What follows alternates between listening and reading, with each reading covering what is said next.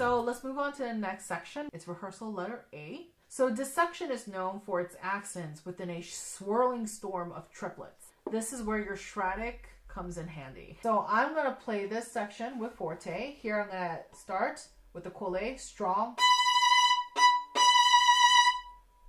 I want to practice that. Stop the bow. Kole. Kole is a bite, press, release of the bow. Bite, press, release the bow in the direction you're going. Now you stop and shift as soon as you're done.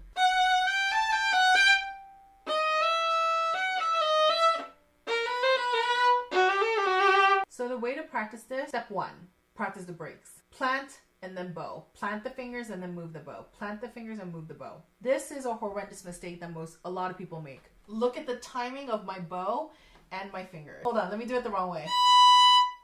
And then this is the dumbest way to practice. If I hurt your feelings, oh well, because it is truth and fact. Shifting at the time your bow moves is as dumb as waking up when work starts. If your work starts at 9 a.m., you are not waking up at 9 or you are late and fired. You have to wake up way before then and prepare. Same thing here. And that's the plant and bow method. Plant and bow method means you plant the fingers, then move the bow. Plant the finger, then move the bow. When do you plant the fingers? As soon as sound stops. Here's the example.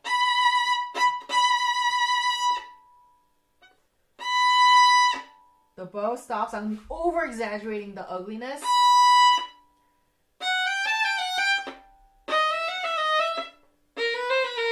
It's the same as the arpeggiations because there are dots.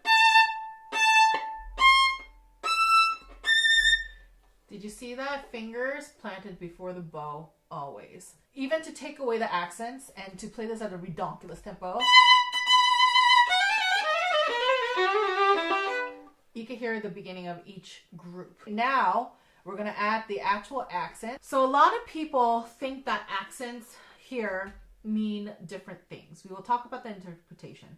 However, I want to talk about technical. People use a lot of bow because they think that accent means.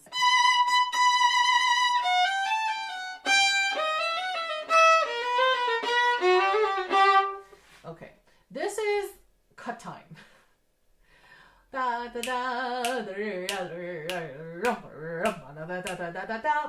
would like to see you go.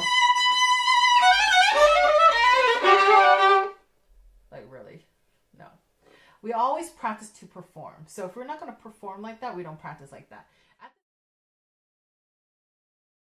So let's say you're practicing, but you're noticing that you're like super out of tune and you kind of like fumble on top of yourself. Like your fingers like kind of like trip over themselves.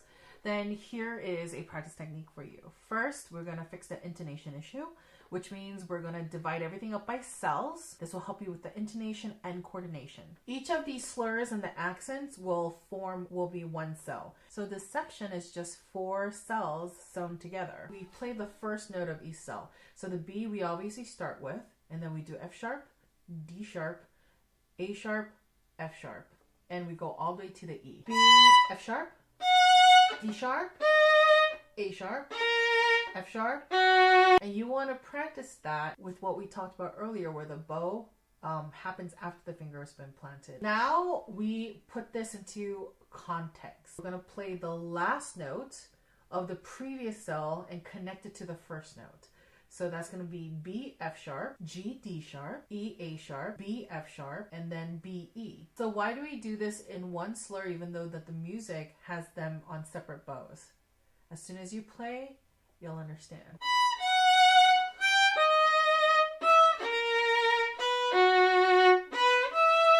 So the brain sees these slurs as separate entities and you've already put these into cells in your head anyway, especially because of the accent.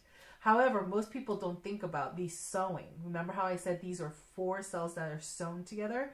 What we just practiced was sewing or the transitional material between cells. So you want to really practice that.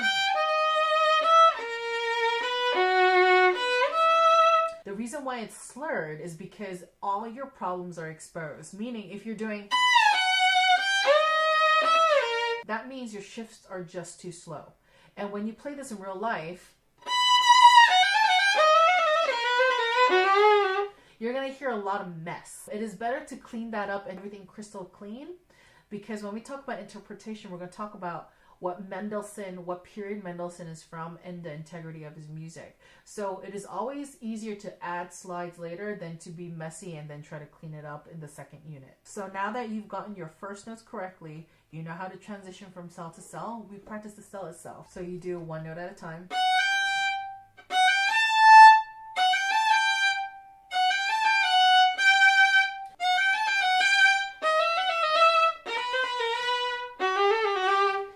Let's pretend that you're even messing that up.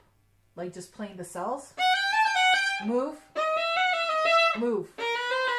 Move. Let's pretend you're messing that up. That means your fingers literally just don't know the order in which to play. Then we do rhythms.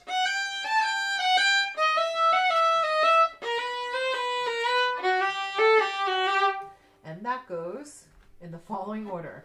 I might just take a picture and put it up here. So you go 1, 2, 1, 2, 1, 2, 3, 1, 2, 3, 1, 2, 3, 1, 2, 3, 4, 1, 2, 3, 4, 1, 2, 3, 4, 1, 2, 3, 4.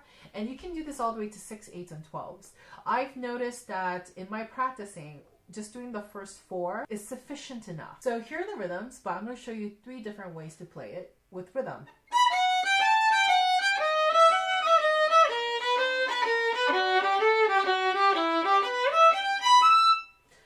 That's 1.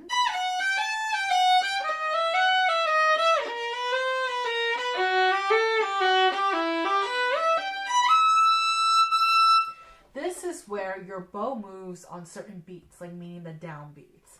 Now we do it as written. We do the rhythms, but with the written bowing.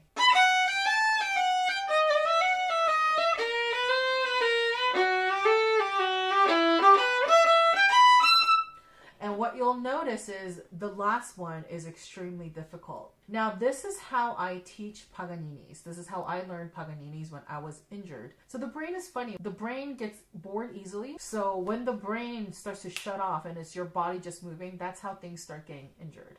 Because we're not using big muscles when we play, we're using intricate muscles when we play, which means you're more prone to injury than someone just using big muscles all the time. So a way to prevent that, keep the body and the brain engaged together so we never go on autopilot. Autopilot is where music goes to die.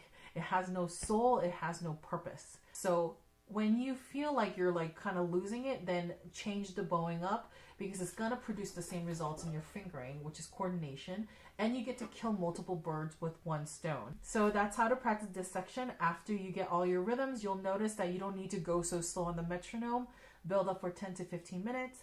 Make sure you have this snap and just have fun building it up. You can come back to this video after you've built it up, but I'm going to show you how to use the jellyfish. We're going to talk about bow technique for this A section.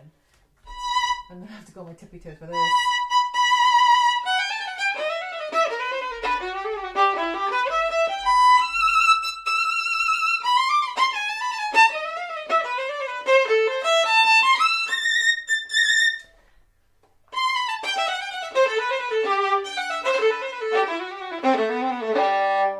So what we're doing now is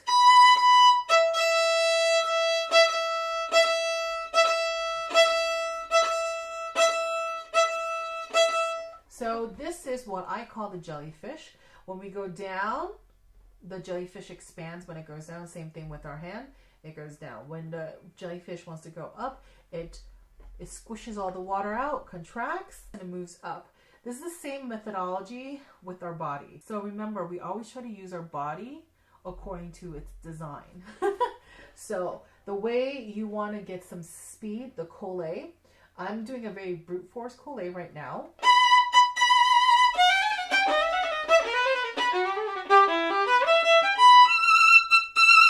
I just used the brute collé. If you listen very carefully, you can hear that my top note, da da da da ya. I did it a little bit differently, and that was my approach to my up bow. The jellyfish was much slower. But if you do with this snap and you practice the snap,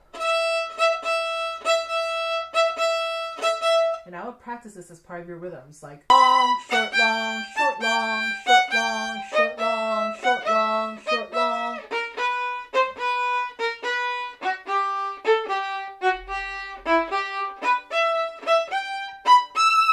if you do this, then when you play this when you play this full tempo, it'll be much easier.